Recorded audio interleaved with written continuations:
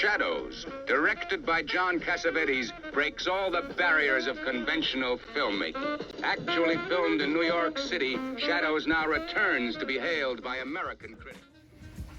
Hi, we're going to be talking about the film Shadows, released in 1959, or at least the version that we watched was released that year, directed by John Cassavetes. It's made in the USA. It's a low-budget or independent film. And I think the first thing that, like most people, when they hear about a film is its title. So let's try to get into that, because it's not very apparent on, like, after you view it, why it's called what it's called. I think it kind of comes up so much, like it's kind of like impossible. Like there's so much just like following, you know, in every aspect of the film. There's a lot of scenes like those, you know, those parts where they talk about, or not what they talk about, like when what's his face, Rupert and Hugh are going to, like, they're like It just doesn't make it. Getting on the bus to like leave to the show, and like you know, the audio is like, you can't see them talking, so the audio like looks weird, but it's like they're still moving, so the audio is following them like a shadow, you know. So I think that's like where they first like low key introduce you to the concept of like some part aspect of the film following another part of the film. So the audio follows the shot, as if it were the shadow in itself. So I think that, I don't know what that like means, but it's so like, so you're saying like an element of film form that, like, so it's like, in that sense, it's like a more technical thing. It's right. not like a plot driven thing. Yeah, but I think that's just one example. Like, And I definitely don't think that's intentional, but I think that's an interesting interpretation. And I think what I'm gathering is, you notice that, like, there was kind of a staggering between what we're seeing and what we're hearing. Right. So in real time, we're not actually hearing what's happening right in that moment. We're hearing what's happening a second before. Right. And yeah, so that is a really interesting interpretation, and I assume it would be intentional, because like they didn't. I feel like mistakes like that weren't made. I think there is a lot of incidents and like moments in the film that aren't intentional and that are unintentionally either like not what you would perceive when you're right there. But I think maybe things like that are so blatant and that can easily be fixed by just moving the audio are put there by the director. Right. Yeah. I thought it was deliberate too. That's why I think it's a good observation to point out. I see what you're saying. I'm just not entirely convinced that some of those things were deliberate. I'm just not entirely sure. So I feel like the title is probably, you know, devised or created just before that the process of filmmaking is done, or that editing process, or because there's two occasions of them shooting the film, the first version, the second version. So I feel like that name would just exist before those elements that were like we were talking about, like these the concept of shadows through the audio and visuals. I feel like the name would have been existed before those. Yeah, but I mean, even if, like, let's say they name it in the post-production process, or even before, it doesn't really matter. That's fair. They had they gave that name for a reason, because they had a certain concept they wanted to get across. And I think just as from an artistic perspective, that would manifest itself in the cinematography as much as it would. Yeah. I think that regardless of how like intentional or like I don't even want to say like astute that observation is. I don't think it's the main way that the title. I think it's definitely like a point to notice, but I don't know if it's the. So getting into like other reasons, like, do you think it's like literally this is a black and white film? The shadows are very apparent. Like it's more of like a contrast between dark and light constantly. I think, in addition to the other example, that this other is like also like a shadowy kind of thing going on, just like in terms of like the narrative. And there's like a recurring theme here of like people, like in the script, in the actual plot, of people following each other around like a shadow. For example, the relationship between Rupert and Hugh, where he's constantly following him around and controlling him. There's also that the same thing with Hugh and, to some degree, both of his siblings, right? Where they both have like these weird like problems going on. Like Benny with his the $20, and Hugh has to like get up there and announce the strippers or whatever coming on stage to help, So are you saying following in a literal or like a figurative sense? Both, like literally, like he's literally following them around, helping them out with their life's problems. The same, and it's the same thing with what's her face, Layla and Tony. When that situation goes south, he's there. He's also there for his little sister to help her out. Yeah. So I think that there's that theme of shadow. Like he is a shadow for them. Like he's like when you go on a field trip, you have shadows to look after you. Yeah. So he's a shadow of those two, and he's also literally following around like a shadow. And I think that's reinforced even by the fact that he's black. Yeah, and I think I have like a related point, which is that like all of the three siblings all live in the shadow of something. I think that's what maybe it's also getting at, is that like, so one of the characters, the brother Benny, kind of maybe lives in the shadow of his like of a lifestyle that just involves like going to bars and drinking and just trying to pick up women, and there's like kind of inherent like sadness there, and like so I think he's kind of living in the shadow of not feeling like he's doing anything, or like just kind of a sense of hopelessness, whereas maybe the guy Hugh is living in the shadow of like he has like this kind of ego, like or this kind of dignity of like I'm a singer, why should I be doing this? And so it's like he feels like he's wasting his own potential, and so maybe he's like living in the shadow of like what he feels is his lost potential. He should be doing bigger things. He's been a singer for 10 years. Right. And then the woman is maybe living in the shadow of like, she feels like she's in the shadow of these three the men. masculine figures in her life. So, Yeah. Yes, I think I see what you're saying. So yeah, I think that's like, it's just these people that feel like they're just being controlled by something that like they can't. That's how I think the key thing is the potential. I think the potential thing is the most concrete. Like it's more. I think it's more a concrete analogy. You're living in the shadow of your own potential.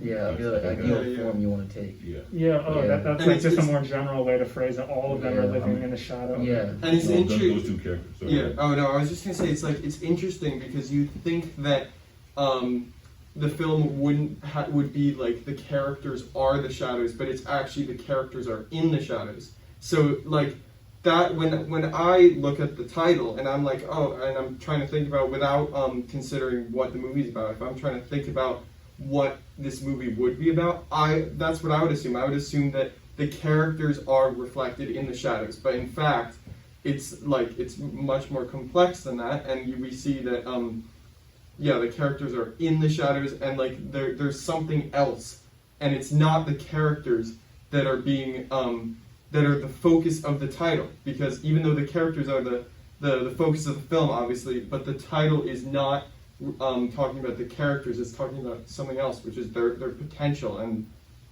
so I think that's a very interesting. I think some of the characters. I think it is talking about the characters, Yeah, but in relation to their what They they're are living in the shadow. And I think some of them are. Yeah. I think Hugh is literally a shadow. Rupert, and I think it's perfect. Like I don't know. I think it's perfect that like they're both of the people who are like the biggest, like most obvious shadows are both black.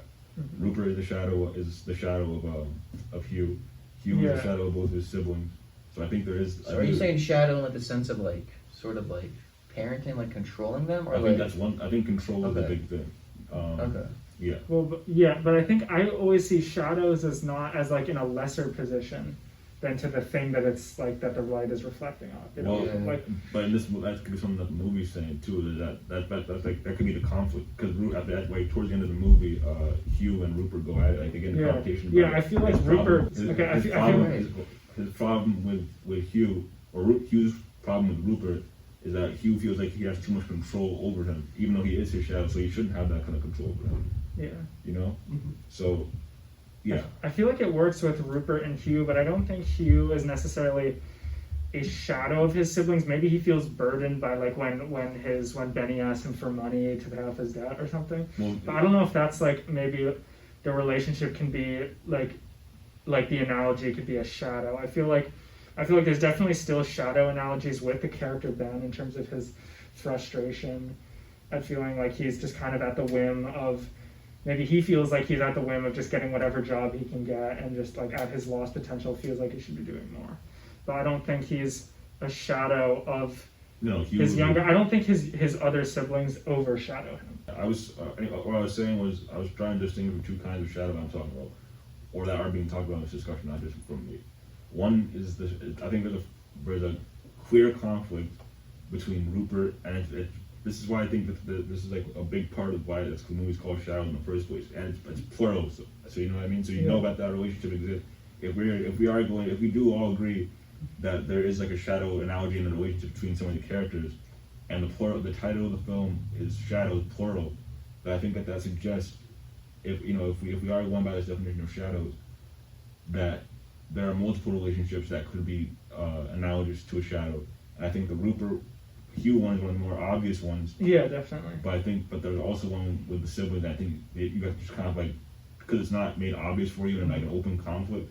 So do you want to just go over what the relationships that you're seeing are? Just like, Okay, yeah, sure. No, Rupert is the shadow of Hugh, but he's not like, the conflict there is that he, as a shadow, he should not be bigger than Hugh.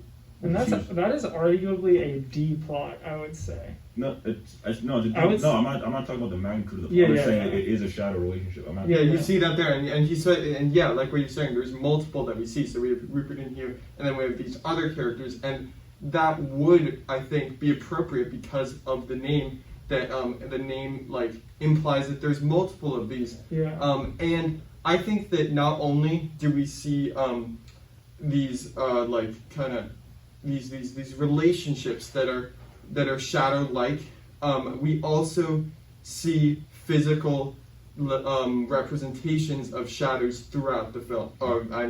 Throughout the film. Yeah. Don't say that. We at multiple points we see physical representations of this concept. And I was noticing this. That I was noticing characters where after multiple scenes they would say something, run off, and then their whole gang would follow them. Yeah. And you'd see who's the leader in those scenes. And I think it's if we look at that, we can then kind of see many more examples of these shadow relationships that aren't just like a metaphor. It's like physically we're seeing shadows in the film. There's an example of that. I'm sorry, go ahead. No, go ahead. Oh, because I was going to kind of make a more unrelated point, is that like the shadows, like let's try and flesh out the other ones, because we have Rupert and Hugh, as Rupert as a shadow of Hugh. What's some more that are more like central, like to the story. About the Hugh and Rupert relationship. So you're saying that Rupert like controls Hugh? Because I never got that sort of. I always kind of understand that. He said it. No, Rupert doesn't control Hugh. He's saying that Rupert. He said that his career as a manager is just kind of getting screwed over by like kind of. No. Or not screwed over. What were you saying? Yeah, right. I was saying that Rupert. If Rupert is the shadow of Hugh, right? Yeah. First of all, Rupert literally as the manager and not being that's the front. His job. Yeah. He's so not being the front, since he's not like the front, the star or face of the show, whatever. He's literally the shadow. A character that sits in the shadow. But he does make the show also. So that's the problem. Yeah. Hugh feels like he's over as a shadow. Hugh feels like Rupert is overstepping his boundaries and controlling his I don't know how to say. What's the opposite of a shadow? Solidness, like his you're saying that as while Rupert is being kind of manipulated by Hugh. No, Hugh. All right. So Hugh is being manipulated by Rupert. Therefore, he's like he is not independent. And it makes it obviously makes him a shadow because he's because what we see is Rupert, but then it's like the actions of Hugh, right? Or oh my god, that's pretty much it. It's everything that Hugh is a result of Rupert's decisions and executive decisions, which Hugh does not feel like. He wants more control over his own career. Yeah, right. so in the end it's about control. But let's say some other ones. Okay, so maybe it is Layla and her and Tony, or Layla and David. Yeah. Maybe she feels that she was in has the two shadow. sorts of shadows right there. Yeah. So those three, I think we can synthesize what Justin was talking about with physical descriptions with the social aspect of a shadow. So like when they go to the park together, for example, and David no, Tony swipes in, and he's like, off running off a wheel, and David is following him, like a shadow. Yeah. And it's even reinforced by the fact that David's older, so he's like, a shadow is a chaperone. So David's older, he's literally the shadow of that relationship, That he's getting overshadowed by Right. Tony. Yeah, exactly. So yeah, there's that. I think that's what we're getting with the physical part. Yeah, exactly. And then when you were talking about, if you're talking about Ben, in the sort of context of like shadow, what would you say about that? Maybe he's a shadow of the other more like charismatic leader. Who would you say? I'm sorry. Wait, Ethan Ben. The dude So with the wide he's- nose. I don't know what his name is. He's shadowing. Wait, so is Ben a shadow of Tony of Hugh because Hugh as the singer is more recognized and it gets more is like Is a more successful. yeah. And the Yes. singers are looked at with more kind of admiration than the musicians because the musicians kind of exist to support the singers.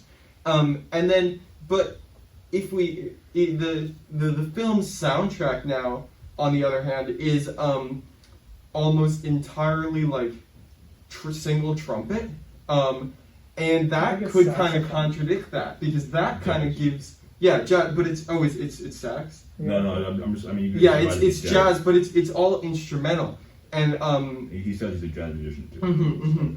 And so I think maybe that might contradict the point that that Ben is being overshadowed by Hugh, because Ben has Ben has an audience here, and we don't really hear Hugh sing, but we do hear Ben's music. I don't think it's Ben's. Whose music? I don't think it's Ben's It's music. not, But it's not explicitly, but I But understand you what you're mean talking his type of It's his type of His- music, yeah. and about. It reinforces. there's actually a moment in the film where they're lying on the bed, and he puts the trumpet to his lips, but he doesn't play it because he's in there, and he clearly doesn't play it. But we start to hear just as he puts the trumpet to his lips and kind of is pretending to play it, we hear the soundtrack play something that would like fit if he was actually blowing. Right. So I think that the soundtrack actually does have elements of it that are like reflecting Ben as the trumpetist. I think that it's intentional that it's just trumpet that we hear, or just brass instruments, because it could be saxophone. I'm not sure. I'm not a musical expert. Yeah, no, I think it that is. makes I sense. looked it Yeah, up. that it's just that. I think there's something. It's very intentionally done. Yeah. And also that we don't hear singing. Right, and a soundtrack is a shadow of a film, right? Mhm. Yeah, That yeah. makes sense too. Yeah, That's exactly. interesting. Yeah. That's an interesting point. I mean, I was gonna say I don't think like I didn't go to the music like mentally. I was just thinking that like that Benny is a shadow of Hugh, just in the sense of like just that he feels that he has to borrow money, like he has to ask him for money, like he just kind of feels like kind of dependent I on don't him. know, I think his in terms of Benny's feeling like he's a shadow to Hugh. I think his analogy is closer to that than what you're talking about. It because I think he's not. I don't think he in the personal relationship that he is necessarily the shadow of Hugh, because he doesn't really I mean, I guess That's exactly. He's very awkward. He doesn't express himself. I'm Hugh saying is very he expressive. doesn't. I'm saying like to your point or But they're against your opposite. point, he never expresses frustration with the fact that he's His like happy. brother's more successful. Right, he's like especially the He start of the doesn't film, seem happy. but he's not bothered by it. So it's like I think you can interpret If it. he's unhappy, I don't think it's like Yeah, the I guess cause it's of his, not- I don't think his brother's success is what's causing that. Yeah, Right? I don't Yeah, think, I don't think okay. his brother is success. I wouldn't characterize. He's just more successful than he is. So then, Yeah. so then Like, you his think brother, he's he living, was not successful at all. I would say Yeah, he so- just has a stable job. That's the Yeah. difference. It's But- like So I wouldn't say he is a shadow, but he is living in the shadow of his brother. But he doesn't. I don't think it really. He doesn't. I don't think he views it that way. I don't think he has that sort of feeling that he. Perspective. that he's I think I think that there Oh, are shadow analogies with their relationship, but I think that it's not. I think that we shouldn't be focusing on their success as musicians Yeah. individually compared to each other. I think maybe more the way that the film shows them and the way that we see them on screen, and then as I was saying, like the way that we hear the soundtrack reflecting what they do the way that a shadow would reflect its owner, or So I think So I think that. Oh yeah, we talked about something. Oh wait, can I just add one last idea to this? So I think all of those ideas we just discussed were valid, but when I think of the idea of shadows in the context of this film, my interpretation is that we are looking at characters that exist within shadows. Like we have a group of sort of, I don't know if I'd say socially economically like lower tier, but I think just due to their race, I think they're just like in society, I think they sort of are in the shadows, and I think who specifically? I think only the three main protagonists, the three family members. Ben, Hugh, and Lila. Yeah, Ben, Hugh, and Lila. I think because those are central characters, and I think they are just. I think they're feeling the stresses of the environment and the systemic issues that they have to deal with, and they're dealing with that, and that's what's put them in this kind of bad shadows economic of society. position. Yeah, exactly. Yeah, the shadows of society, of their debt, and like the shadows of these big buildings that they live in New York. Yeah, that's true. There's multiple layers of this interpersonal shadows, societal shadows, literal building. Because like the big slum building. Okay. So just watching the film, I feel like shadows is just. We are watching the shadows. We are watching characters that occupy the shadows. Like from a societal standpoint, they are in the shadows, just due to like racial issues at the time. And I think specifically looking at Layla, just her femininity and just that regard. These are characters that exist in the shadows. I don't know if it necessarily connects to their interpersonal like relationships, but I think we're just viewing characters that exist in the shadows. Mm-hmm. Yeah, I would just build off of that saying. They exist in the shadow of, like as someone was saying, they exist in the shadow of these big Manhattan buildings. They exist in the shadow and like the fringes of society due to their socioeconomic status, race. Lila, due to her gender, exists in the shadow of all these male characters that we see. And different characters exist in the shadows of each other, as illustrated by Ben and Rupert's relationship. Lila's relationship with the first two men we see, and possibly it's still kind of up in the air, Ben's relationship with Hugh. Okay. Just to build off of that, I think what the film is talking about sort of is like, I think that a big part of the shadow, or a big part of shadow, just like in the real world, is the doubtfulness of their existence. So the fact that like the characters are questioning in the film because of how much control other characters have over them based on that relationship, based on how much control other people have of them in their relationships. That's what makes them question their existence. Hence why the film is called Shadows. Mm-hmm. Yeah, and kind of as we're all concluding our opinions on this, I just add that I think the concept of shadows is not only reflected in the story, it's also reflected in the cinematography and the not necessarily just cinematography, but the blocking, really all aspects of the movie that are including the story. I brought up the specific example of Ben and his trumpet being reflected in the soundtrack. And I think that kind of there's a lot of intentionality there that many people or people who aren't looking at this as analytically as we would like to would just pass off as either an accident or just something that's unintentionally there that would be like a stretch.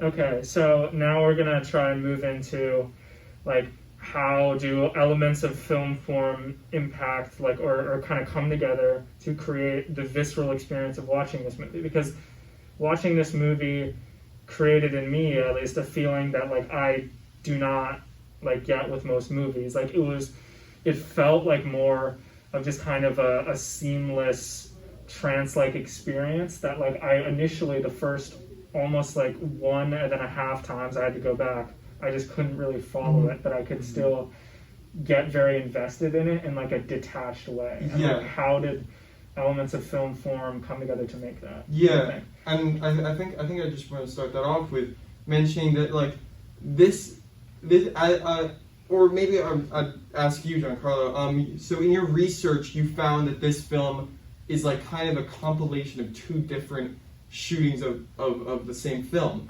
And this is something that like I noticed during my viewing, and I didn't know this before I watched the movie. One thing, what I was noticing was I thought that they, in order to remaster the film, they took multiple multiple reels of film and put them together in a way that they thought would be the optimal viewing experience. But clearly that was like incorrect, and it was actually like they combined two different films together. And I think that this really shows, and that is what contributes to this like surreal experience that you get that's really hard to talk about, that's really hard to put your finger on.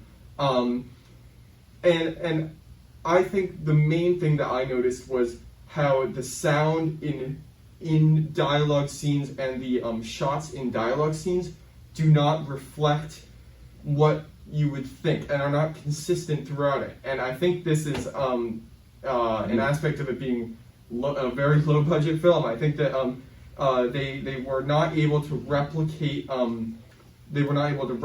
the sound environments in the way that they needed to in order to make it consistent. Giancarlo, were you going to say something? Oh, I was going to say, I'm sorry, I wanted to make a quick correction on that. It was like the way that, at least the Wikipedia page describes it, as they replaced like almost 2/3 of the footage. Mm-hmm. So, and they got the cast again together like a year after they had been done shooting it. And so it's less like they made another movie and more just that they like replaced so much of the original that it changed like the movie, the whole. Well, I think a lot of it was like they reshot scenes, but I think they also like changed. I think they're pretty sure they changed the actual narrative of the film. Yeah, they Like, definitely. Well, I think they added a narrative. Yeah. Right? Yeah, like they. It wasn't more of a change. And I think just to add to that, the way what they seem to have done is they took kind of the main structure and the main ideas from the original, and they just added lines of dialogue sprinkled in. That it's very obvious because it's so hard, especially with the technology they had and the money they had, to perfectly recreate a scene. And like when it comes to the camera angle, when it comes to sound in particular, that's what I noticed in particular. But really everything, and like positioning of the characters, I think it was really hard for them to recreate it, but they were able to make this the experience. They were able to make us get the story and experience the story more clearly than what the improvised version was. Mm-hmm. Yeah, and just one more thing to add. I think that also part of the reason that for me, I kept on kind of like losing track of what was going on in the film, especially during dialogue scenes. And from my analysis, the reason this was happening was, I think, because in between people talking, the audio would go all the way down and up, or it just instantly change to a different track. And I noticed that, and I associated that with a change in scene, because generally movies today, we expect to have kind of a seamless flow in between two people talking, instead of just almost a jump cut from me talking to you talking. And I think that really distracted me and made me have trouble kind of following one conversation as one conversation, and it made me segment each of the phrases that was being said into an individual thought instead of relating them all to each other. Yeah. Oh, that's like a broader like metaphor for how I experienced the movie. It was more like I could understand what was happening in a scene, but then I could not understand how they connected to each other. And I think that's maybe remnants of the improvisation of like the actors originally were just told like, here's a situation, just like go off of it. Like, and that's so why we also see a lot of filler work. Yeah. And so there would just be like some things that like I just don't like. I'm like, okay, I understand what they're doing here. I understand what they're doing here. I understand what they're doing here. But you don't understand how it all ties together. Yeah, it just kind of all is just like one Yeah. like. And so I just like, I felt like this movie made me live in the present, like to the sense where I didn't really understand anything around the present, but I understood the present. And just to go off what you guys both, I think that also kind of ties into like the feel as you're watching it of like shadowiness. You know what I mean? Yeah. Just kind of like just because the shadow is so uncanny, like it looks like whatever it's reflecting.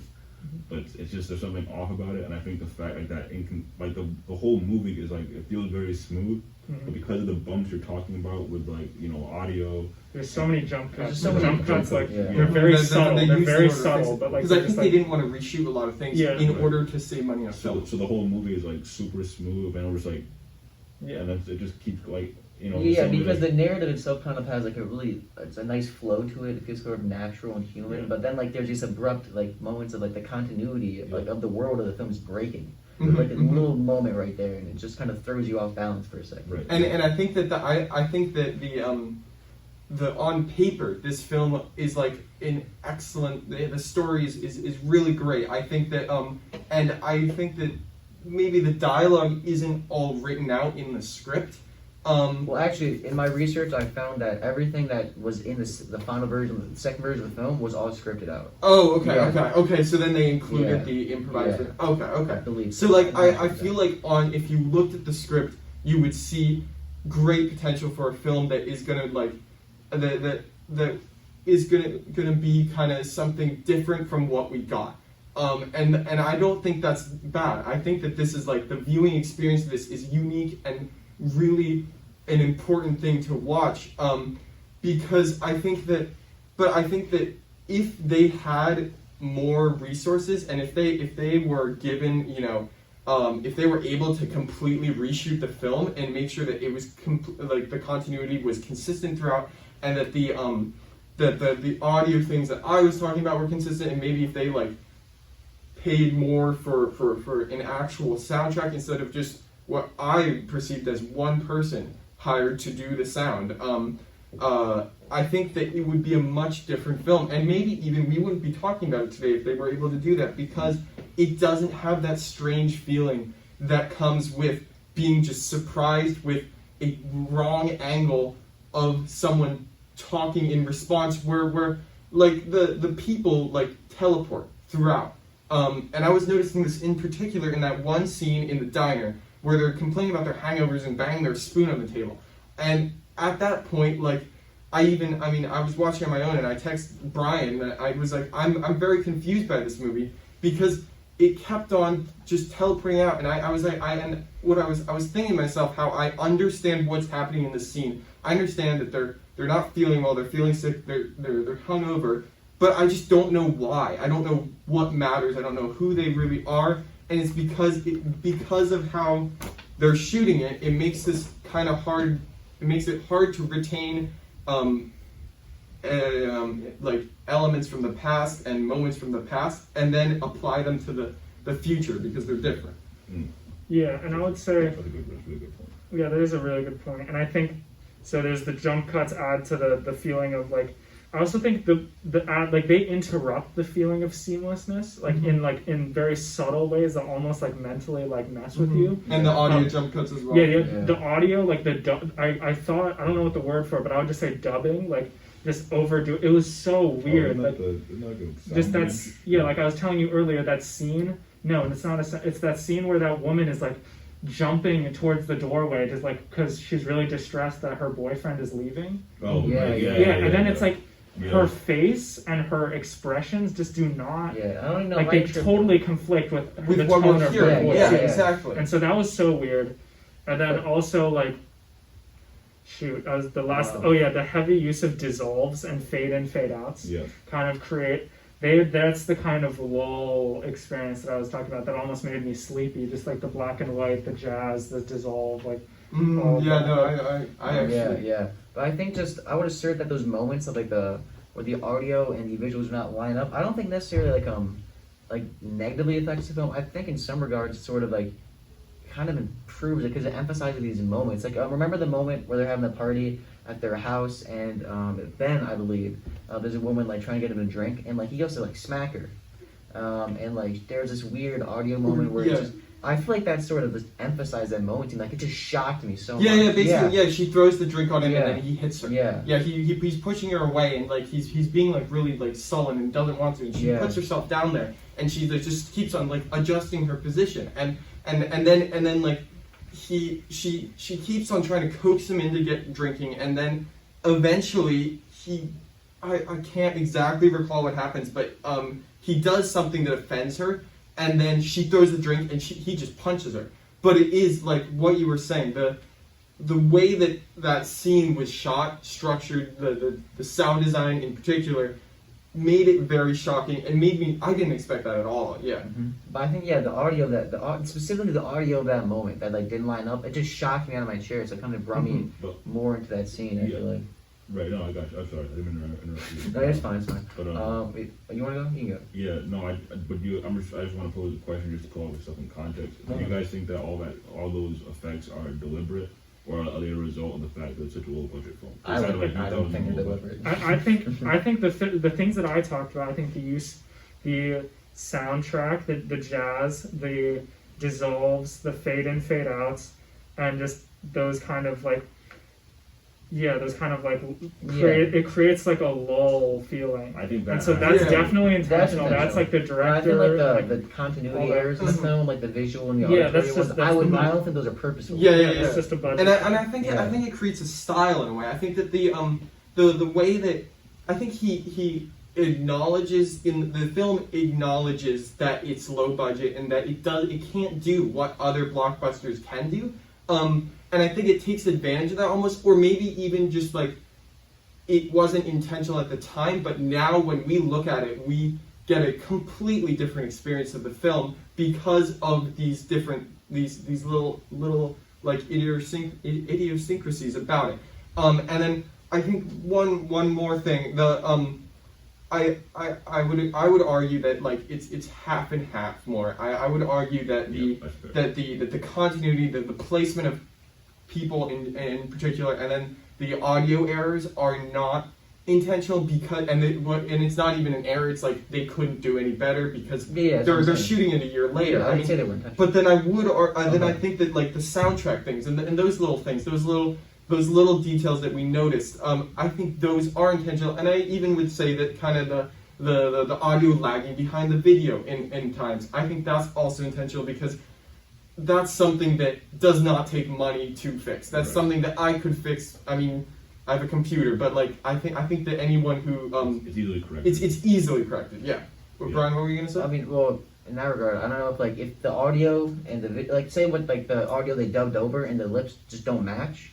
There's no way to fix that. Exactly. So it could be something like that. But I just think the film feels like so raw and so visceral because of these kind of like the low budget of it and just these errors in it that it just feels kind of more. It does feel like more human in a sense to me. It just feels more raw and it feels like real. It's more like real life. Yeah. Because I think you can't that really predict it. I think it sort of reflects the purpose of the movie to kind of just show us real life in a way. Yeah, and so do you think we've like talked this through enough? Do we want to sum it up or just move on? Well, we talk about other low budget stuff. Yeah, I do want to add one thing. Okay. One thing I noticed, and I keep talking about sound because I was really struck by the sound in this in the film. I noticed that there were moments of dialogue. There's a lot of moments of dialogue that had no soundtrack at all, and then some moments where you hear the bustle and buzz of everything around it, and then other ones where it's just complete silence and they're talking. And I think that it added to the it surprised us. I think it surprised us because we're used to watching movies where dialogue is accompanied by background music, where dialogue is accompanied by ambient sound that is comfortable to us. So I think that maybe part of the reason that it was harder to follow and to focus on the bigger picture is because it's showing us individual moments that look more like home video than that looked like a film because of the sound and because of the lack of added sound. Okay. I think Yeah, and I would just say that I feel like these low budget elements that are kind of like necessary in the film because they have a low budget and they're trying to create this film here. I think I completely forgot my thought was there. Okay. I can take that out. Wait, Dylan, you wanted to say something? Yeah, I think we should like kind of bridge. We've had two big discussions. Oh, I remember what I was gonna say. Okay, I'll cut it so that now you start off. Okay. Just try to get the same position. So I think because this film is so low budget and it's just they're not working with that much. It kind of is perfectly suited for the narrative that they're trying to tell here, where it is Exactly. so focused and centered on people, you know, on their individual like struggles, and like they're trying to portray real life. So we don't have these like flashy sets, we don't have these crazy camera like techniques and movements and all that kind of stuff. So I think the low budget sort of kind of reflects and kind of helps you connect with this real world. What elements of low budget film in this particular movie did you guys think contributed the most to the overall meaning of it, or how did it affect? How do they reflect each other, and kind of how Yeah. How do they, Right. how do they Yeah. interact with each other? Brian, what do you say? Well, in my opinion, I don't think this film has an inherent meaning to it, but I think it's just sort of a general goal of the film. Well, your to portray. interpretation, not an Yeah. intrinsic meaning. You had an interpretation earlier. How do you think the low budget? Yeah, but I'm Yeah, saying yeah. that there's not sort of a thematic standpoint of the film. There's not sort of a meaning within the film. I think it's the goal of the film is to just portray life in its actuality. And I think just that, like I said before, I think just the low budget elements of it kind of just contribute to that, because you know, it just feels more visceral, it feels more real, it feels more raw to it, and that's just sort of my overall idea. Okay, I think that's fair. I think probably the most interplay you see between the low budget part and what I think a big theme of the film was control. So I think the fact that all the stuff we talked about before with audio, jump cuts, all that stuff, that feeling of uncertainty that kind of throws you off, like the plot, like you're talking about how it confuses you, right? So, and earlier we talked about the shadow relationship as being a part of like who has control over you, creating the feeling of you being a shadow.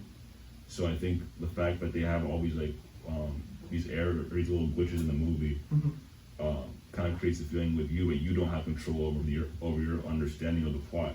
So it creates the feeling that you are a shadow also.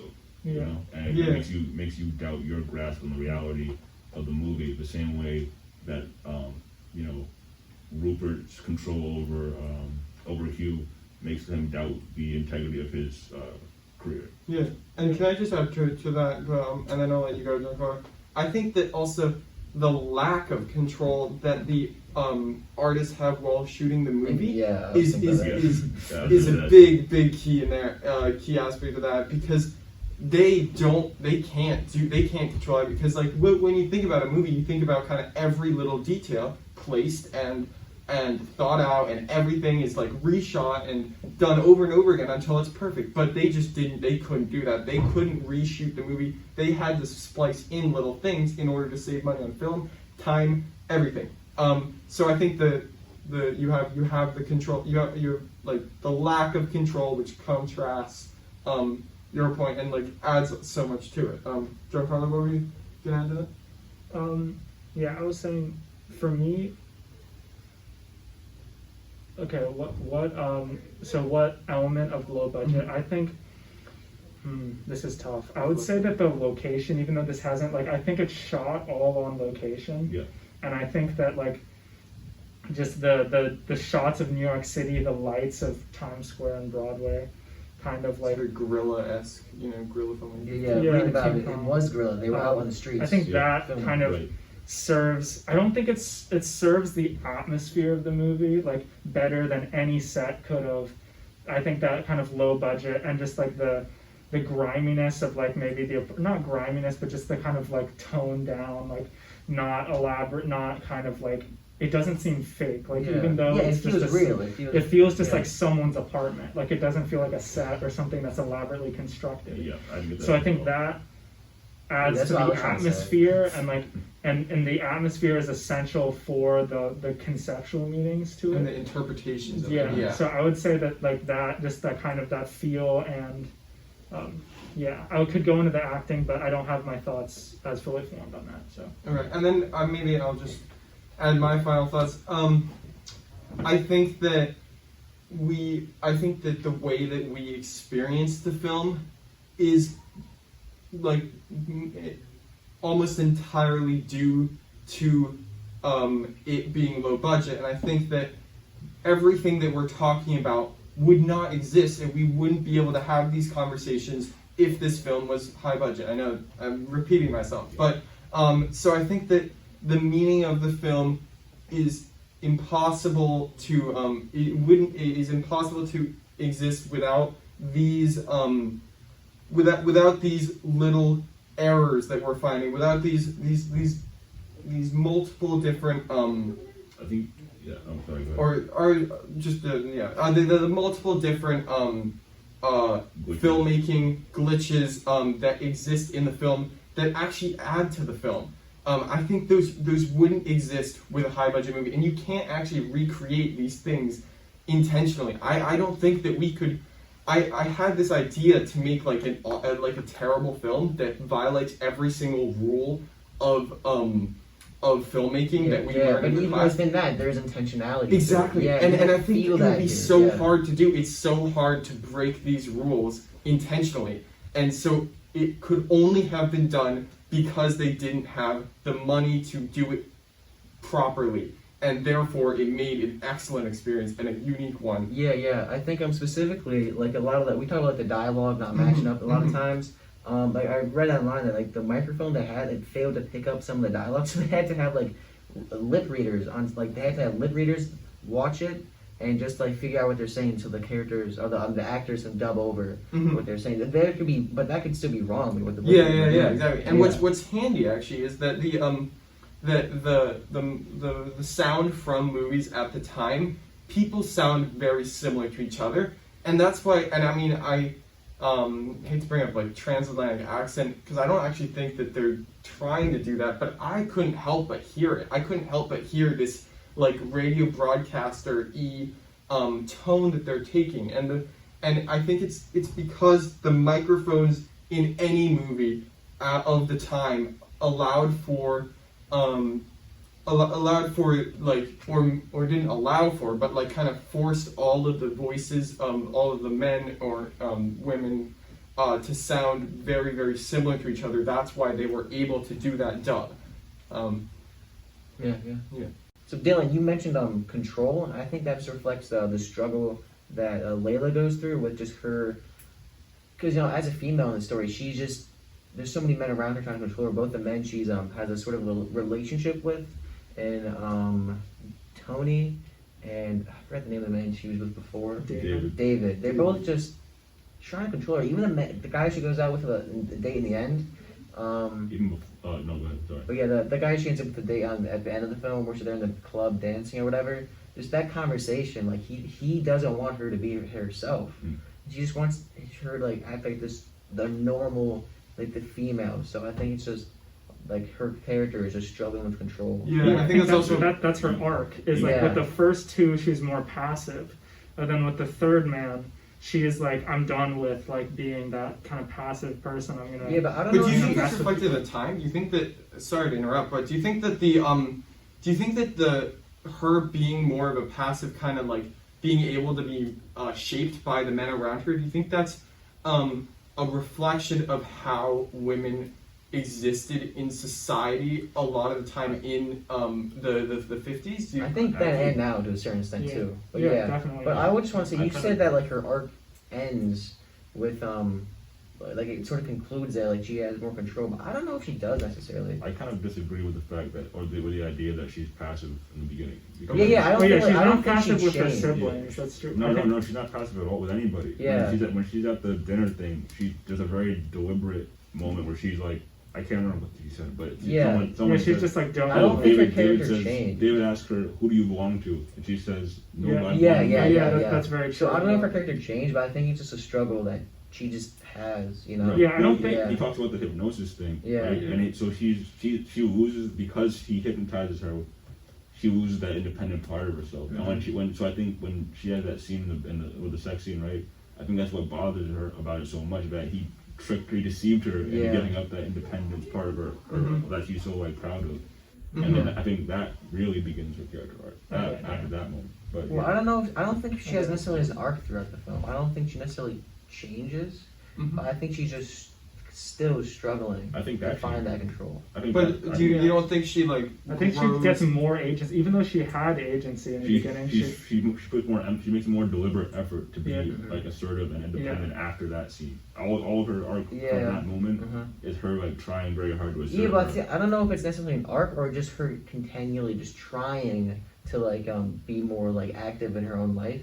Well, that is an arc. Well, I mean, there was a character change, I guess, in trajectory of her goal, but I don't think I just don't think necessarily concludes with an arc. Is what I'm saying. Like a big climatic change. Well, yeah, I just think there's like maybe she's trying. I just don't think it's an arc in the typical terms of it, like a character. Do you think it's not a personal growth, or I'm sorry, correction. Do you think she grows more personally than she does not physically, because she's not getting taller, of course, but like do you materially, her stance in the world, her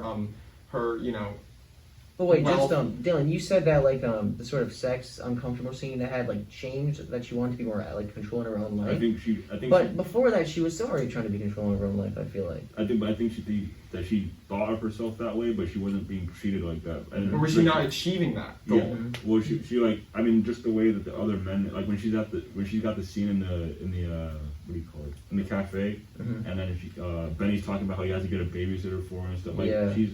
She thinks of herself as independent, but the way when even the scene when she gets off the what do you call it, off the cab that Hugh hired for her, and then he's trying to force her way, and he peer pressures her in. That made me actually really uncomfortable. No, but even you remember the part where the guy comes up to her like some random dude. And just muscles his way and then tries to grab her and tries to take her down or mug her. I wasn't actually clear as to I think it was a sexual assault. Yeah. Okay. Yeah. And there's people around her there that don't do anything. Right.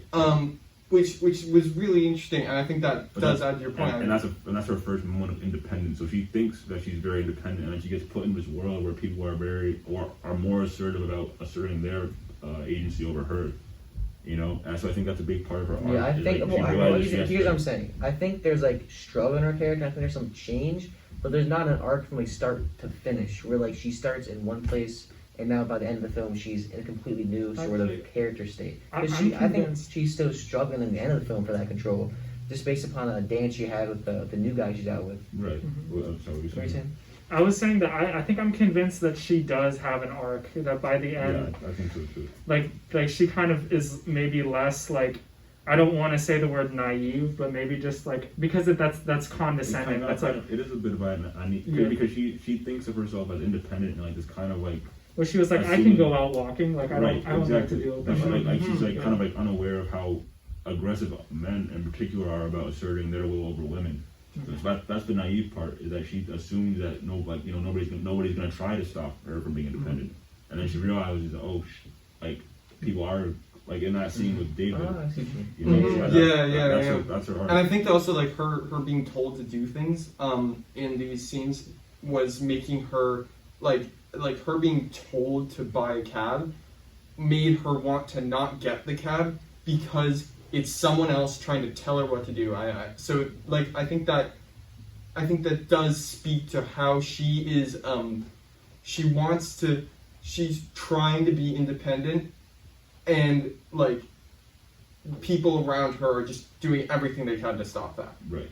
Yeah, see, but that's what I'm saying. I don't think it's an arc as much as it is just her continual kind of struggle in the film. I think it's just. I think the film is just depicting a struggle, but there's no point where she starts, struggle free. There's no point where she doesn't solve the struggle. That's what I'm saying. Maybe that's you don't have to. That's not an arc. Yeah, it's still unresolved, but that doesn't mean it's kind of like the ending of the town. Well, I think I see what Bryan. An arc is conclusive. Usually. An arc has a character going from some type of person and transforming into generally a better type of person, depending on the film. And I think that isn't.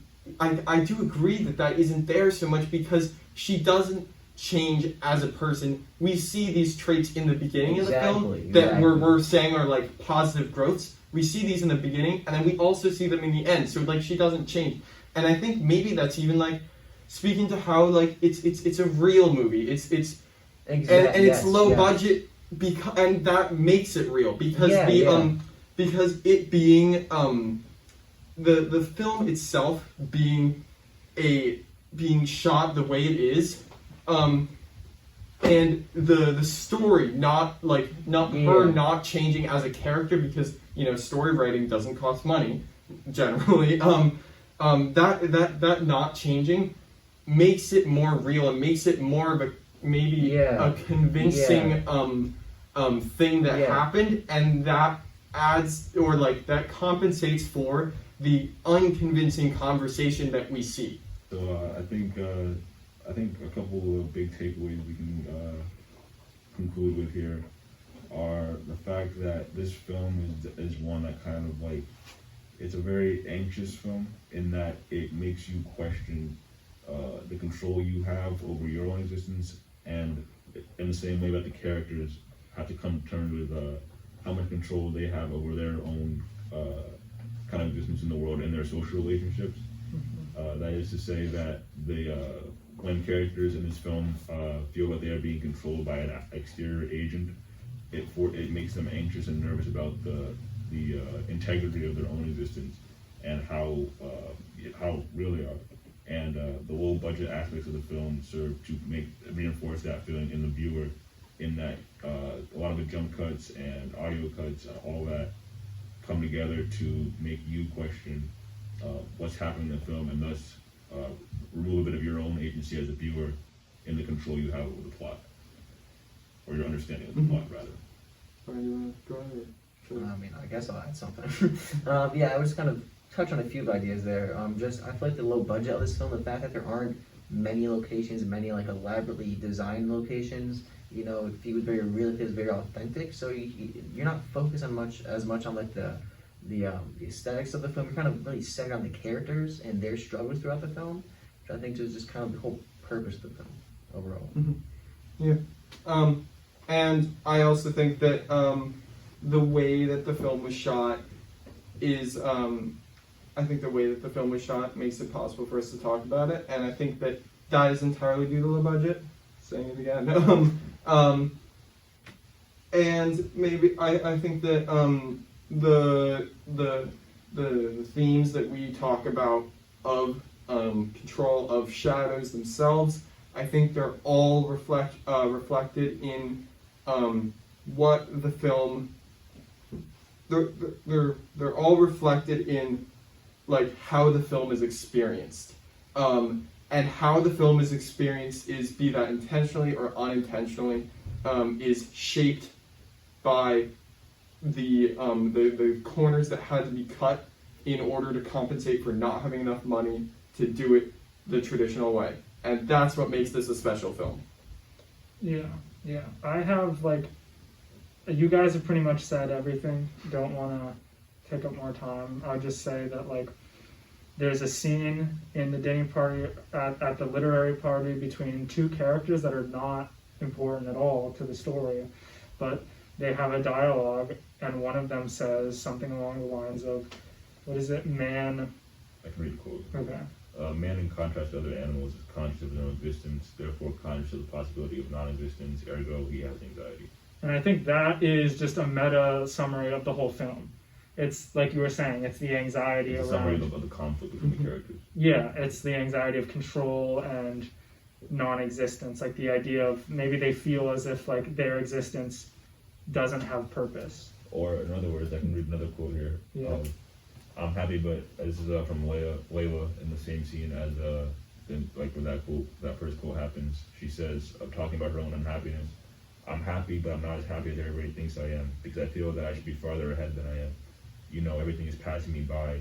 I had the feeling that I'm never going to be smart, and I'm never going to get the things that I want," which I think speaks to her and the anxiety that she feels in regards to the lack of agency she has over her own life. Yep. Yeah, those are our thoughts on... That last idea. Could this feeling of anxiety be the shadows that are kind of like persistently with them, but not always like consciously? Yeah, that's a good point, because anxiety is often described as like a shadow of your life that makes everything it's harder. something you know is there, but you're not always consciously thinking about it too. Yeah.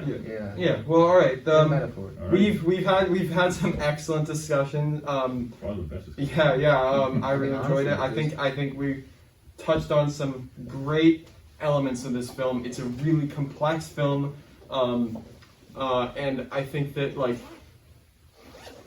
we have our own interpretations, and that makes us disagree on what the film means. But I think that we all like know how to appreciate this film in the way that it should be, and appreciate what makes it different from others, and how it's how the small amount of resources and money that went into it makes the film a different experience and more enjoyable. Okay. So, yeah. All right. That's a wrap, boys. Thank you for watching. All right. Thank God, after another essay. Love college. 1 hour.